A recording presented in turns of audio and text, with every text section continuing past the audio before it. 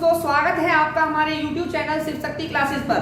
दोस्तों, आप हमारी 2 वीडियो देख चुके हैं संख्या पद्धति से और अब हम तीसरी वीडियो लेके आए हैं। अगर वीडियो पसंद आती है तो चैनल को जरूर सब्सक्राइब करें।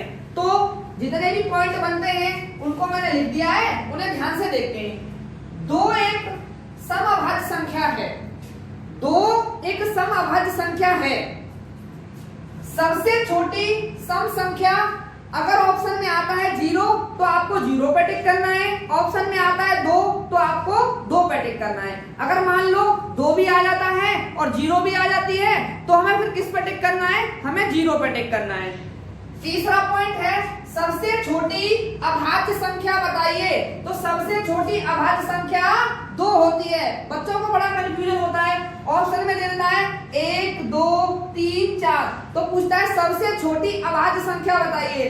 तो ये आपका कई परीक्षाओं में पूछा जा चुका है, तो बच्चे उस पर 1 लगा के आए थे। लेकिन आपको किस पे टिक करना है? आपको 2 पे टिक करना है। फिर बनता है सबसे छोटी भाज्य संख्या बताइए। तो यहाँ आपको बड़ा कंफ्यूजन होगा, सबसे छोटी भाज्य संख्या क्या है? तो सबसे छोटी भाज्य संख्या 4 है। ऑप्शन में होगा आपका 1 भी होगा, 2 भी होगा, 3 भी होगा, 4 भी होगा। याद रखना है आपको, 1 जो है ना भाज्य है ना ही अभाज्य है। तो सबसे छोटी भाज्य संख्या है आपकी 4। संख्या मैंने बता दिया आपको, संख्या 1 ना तो भाज्य है और ना ही अभाज्य है। अब तुम सभी जानते हो भाज्य संख्याएं वे संख्याएं होती हैं जिनमें किसी ना किसी संख्या का भाग चला जाता है, और भाज्य संख्याओं को हम यौगिक संख्या भी कहते हैं। यौगिक का मतलब होता है किसी से मिलकर बनना। मान लो पूछने लग जाए 15 क्या है, तो 15 क्या है भैया? भाज्य संख्या है। किससे मिलकर बनी हुई है? 3 गुणा 5 से। और 3 गुणा 5 कितनी संख्याओं से मिलकर बनी है? 2 संख्याओं से। तो बोल सकते हैं कि आपकी क्या है? भाज्य संख्याओं को हम क्या बोलते हैं? यौगिक संख्याएं भी बोलते हैं।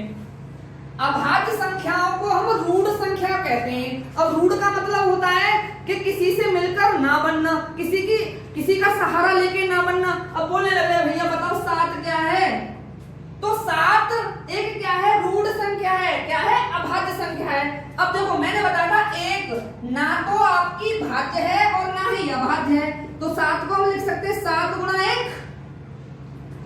और मान लो 5 है, 5 क्या है? आपकी अभाज्य संख्या है। क्या है? रूढ़ संख्या है। क्या कर सकते हैं? 5 गुणा 1 कर सकते हैं। तो इसलिए 1 को ना हम भाज्य मानते हैं ना ही अभाज्य मानते हैं। अब देखो सभी बच्चे जानते हैं, सम जानते हैं, विषम संख्याओं के बारे में जानते हैं, भाज्य संख्याओं के बारे में जानते हैं और आपकी अभाज्य संख्याओं के बारे में जानते हैं। देखो मैं एक बार फिर बता देता हूं, सम संख्याएं वे संख्याएं होती हैं जिनमें 2 का भाग जाता है। विषम संख्याएं वे संख्याएं होती हैं जिनमें 2 का भाग नहीं जाता है। भाज्य संख्याएं जिनमें किसी भी संख्या का भाग चला जाता है, और अभाज्य संख्याएं जिनमें किसी भी संख्या का भाग नहीं जाता है। अब मैं आपको एक चीज बताने वाला हूं, मैं आपको बताने वाला हूं सहअभाज्य संख्या। मैं आपको सहअभाज्य संख्याओं के बारे में बताता हूं, थोड़ा ध्यान से समझेंगे। सहअभाज्य संख्याएं वे संख्याएं होती हैं जिनमें केवल और केवल 1 का भाग जाए। जैसे मैंने ले ली 4 और 16। बताइए, ऑप्शन दे देगा आपको 4 16 12 4 20 और 5, और आपका दे दिया यहाँ पे 30 और 15। तो पूछेगा बताइए इनमें सहअभाज्य संख्या कौन सी है? तो देखो सहअभाज्य संख्या कौन सी हो गई? 4 और 16। कैसे? देखो इनमें कोई कॉमन मिल रहा है? नहीं मिल रहा। नहीं, ये तो गलत हो गया। जैसे 4 की जगह हमने 4 और क्या ले लिया? 5 और 16 ले लिया। तो देखो इनमें कुछ कॉमन मिल रहा है? केवल 1 कॉमन मिल रहा है। जैसे 5 गुणा 1 और 16 गुणा 1। तो इनमें कोई कॉमन केवल क्या मिल रहा है? 1 कॉमन मिल रहा है। देखो 4 1 4 4 3 12 5 1 5 5 4 20 15 1 15 15 दूनी 30। मेरा कहने का मतलब ये है कि सहअभाज्य संख्याएं वे संख्याएं होती हैं जिनमें केवल 1 कॉमन होता है। दोनों संख्याओं के बीच में केवल 1 कॉमन होता है। जैसे पूछने लग जाए आपको, जैसे दे दिया उसने 10 और कितना दे दिया 10 और 15, फिर दे दिया आपका 9 और 16, फिर दे दिया उसने कितना 20 और 30, और फिर दे दिया उसने मान लो 50 और 100। पूछने लग जाए बताइए इनमें सहभाज्य संख्या बताइए, तो देखो 50 सेकंड 50, 50 दूनी 100 कॉमन मिल रहा है, 10 दूनी 20, 10 तिया 30, 10 कॉमन मिल रहा है, 5 दूनी 10, 5 तिया 15। केवल 9 और 16 में आपका कोई भी कॉमन नहीं मिल रहा है, केवल और केवल मिल रहा है 1, इसलिए 9 क्या हो गया आपका, 9 और 16 क्या हो गई, सहभाज्य संख्याएं हो गई। जितना मैंने पढ़ाया है उससे रिलेटेड कुछ क्वेश्चन बनते हैं। तो देखो कल मैंने आपको निकालना बताया था कि परमेय संख्या कैसे निकालते हैं, अभी आपका बहुत पूछा जा रहा है एनटीपीसी में, जैसे 8 तथा 9 के बीच परमेय संख्या बताइए। तो मैंने क्या बताया था आपको, इसे मानते हैं x, इसे मानते हैं y, और परमेय संख्या निकालते हैं तो क्या कर देते हैं x प्लस y बट्टे 2। तो यहाँ पे क्या कर देंगे 8 प्लस 9 बट्टे 2 कितना हो गया आपका 17 बट्टे 2। ऐसे ही अब देखो ये क्वेश्चन है थोड़ा घुमाने वाला है, जैसे 1 बट्टे 9, तो x बराबर बच्चों कितना हो गया 1 बट्टे 9, y बराबर कितना हो गया 2 बट्टे 9। अब हमारा फॉर्मूला होता है जब हम परमेय संख्या निकालते हैं कि x प्लस वाई बट्टे 2, तो बेटे x की वैल्यू कितनी है 1 बट्टे 9, y की वैल्यू कितनी है 2 बट्टे 9, दोनों को जोड़ेंगे अभी, दोनों को जोड़ लिया बेटा कितना हो गया 3 बट्टे 9, 3 एकन 3, 3 तिया 9। अब क्या करना है, ये क्या आ गया तुम्हारा, ये आ गया x प्लस वाई, अभी तो हमने 2 का भाग तो इसमें दिया नहीं है, ये आ गया तुम्हारा x प्लस वाई। अब क्या करेंगे 2 का इसमें भाग देंगे, तो आंसर कितना आ गया 1 बट्टे 6, 2 का भाग दे दिया यहाँ पे कितना आ गया 1 बट्टे 6। तीसरा क्वेश्चन है -3 तथा -4 के बीच की परमेय संख्या बताइए।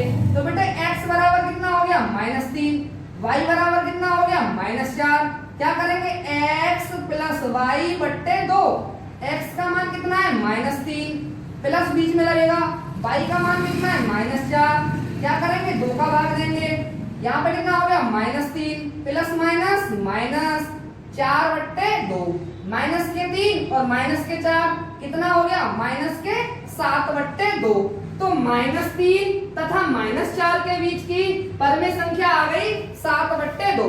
अब मैंने आपको परमेय संख्याएं पढ़ाई थी, अब वो परमेय संख्याओं से कैसे क्वेश्चन पूछ सकता है, वो पूछ सकता है कि 0.7 की पावर बार को p बट्टे q के रूप में लिखिए।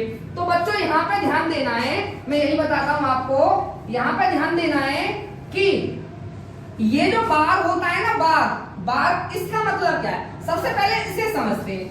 इसका मतलब है बेटे कि पॉइंट के बाद इसमें बार लग रहा है ना, इसका मतलब है 0.7 0.7 0.7 0.7 0.7, यानी बार जिस संख्या पे लग जाता है वो पॉइंट के बाद रिपीट होती जाती है, बार बार रिपीट होती जाती है। तो इस पे हम इसको ऐसे ना लिख के डॉट डॉट डॉट करके इस पे लिख देते हैं 0.7 की पावर बार। अब हमें बार हटाना होता है बेटे, तो बार की जगह क्या करते हैं हम, बार की जगह लगाते हैं 9, ठीक है। तो कितना हो गया, ये हो गया 7 बट्टे 9, तो ये क्या हो गया p, ये क्या हो गया q। तो हमने 0.7 की पावर बार को p बट्टे q के रूप में आसानी से लिख दिया। अब वो 3 वाला पूछता है, जैसे वो पूछेगा आपका कि 235 की पावर बार, इसको p बट्टे q के रूप में लिखिए। तो हमने यहाँ पे सबसे पहले लिखा 235। अब बेटे मैंने आपको एक बात बताई थी कि जितने अंकों पे क्या होगा बार होगा, हम उतने ही 9 के नीचे लगाएंगे। तो एक बार बताओ, बार किस पे है 5 पे, तो 1 9 आ गया, बार किस पे है 3 पे, तो 1 9 आ गया, बार किस पे है 2 पे, तो कितना आ गया 2 9 आ गया। ऊपर वाला क्या हो गया p, नीचे वाला क्या हो गया q। तो आपको 235 बट्टे 999 क्या हो गया आपका आंसर। आगे बढ़ते हैं। अब देखिए थोड़ा सा उसने घुमाने वाला क्वेश्चन दिया है, ये लिख रहा है 18.48 की पावर बार। अब देखो इसे कैसे करते हैं, अभी तक मैंने आपको ये कराया, लेकिन यहाँ पे क्या आ गया, अब ये अलग टाइप का क्वेश्चन आ गया। तो एक बार कहो, पॉइंट के बाद बार किस पे लग रहा है 48 पे लग रहा है, तो हम इसे लिखेंगे 1848। पॉइंट के पहले जितने भी अंक होते हैं, पॉइंट के पहले यानी बार से अलग जितने भी अंक होते हैं उनको क्या करते हैं, इसमें से माइनस करते हैं। जैसे ये क्या है 18.48 की पावर बार। तो एक बात बताओ कि जब 48 से आगे क्या लिख रहा है 18 लिख रहा है तो इसे कर देंगे माइनस, बाकी सिंपल है।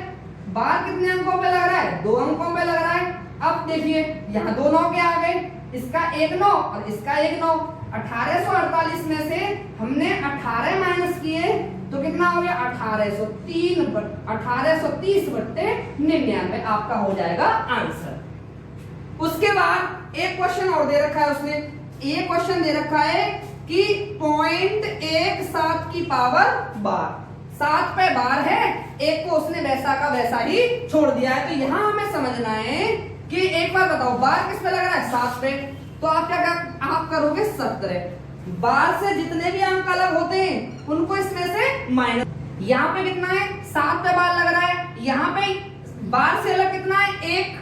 तो मैंने बताया आपको कि बार से अलग जितने भी अंक होते हैं उनको इसमें से क्या करते हैं माइनस करते हैं। अब यहाँ पे आपको एक बात समझनी है, इस पे लग रहा है बार तो इसका आ गया 9। अब पॉइंट के बाद कितने अंक हैं, 1 अंक है तो उसकी क्या आ जाएगी 0 आ जाएगी।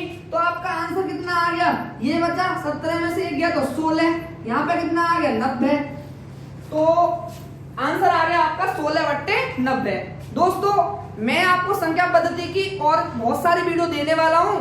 अगर मेरी वीडियो पसंद आती है तो चैनल को जरूर सब्सक्राइब करें और वीडियो पसंद आ रहा है तो उसे लाइक करें। धन्यवाद।